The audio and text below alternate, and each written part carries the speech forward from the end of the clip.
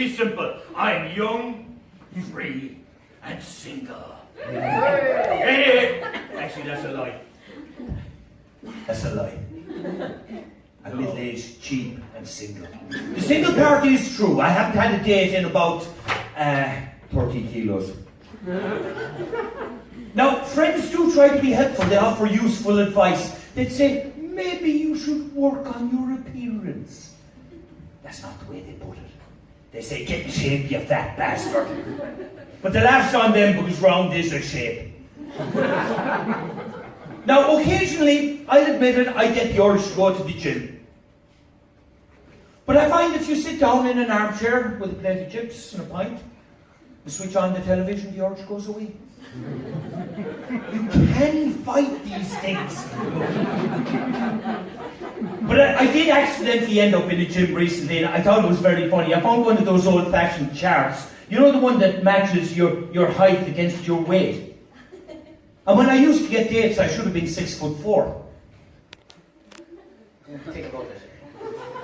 It'll come to the rest of them eventually. If I want a date now, I should be about 7'2". So that's not going to happen. But I actually think my lack of luck with the ladies is I blame my upbringing, because I'm substantially older now than the rest of the comics up here. I'm a child of the 60s, and there was no sex in Ireland in the 60s.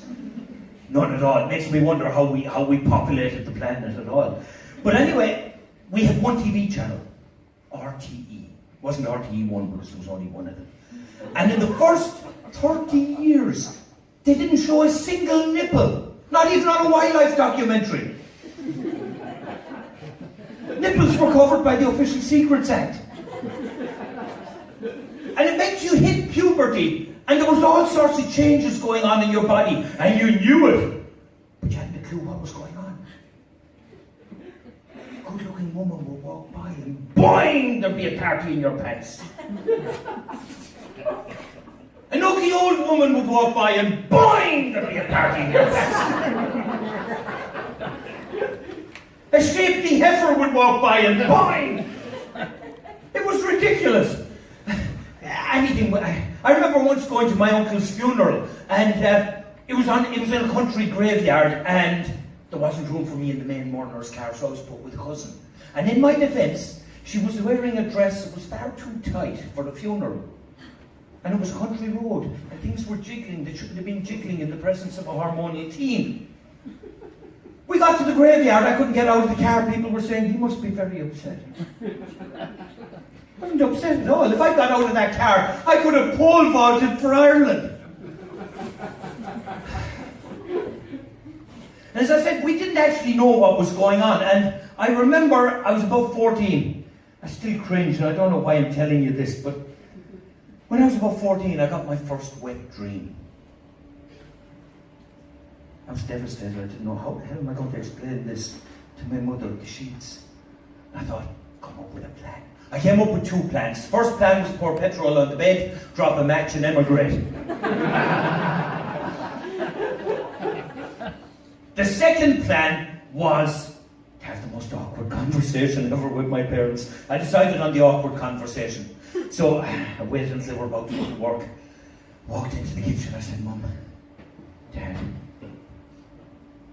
I think my periods have started.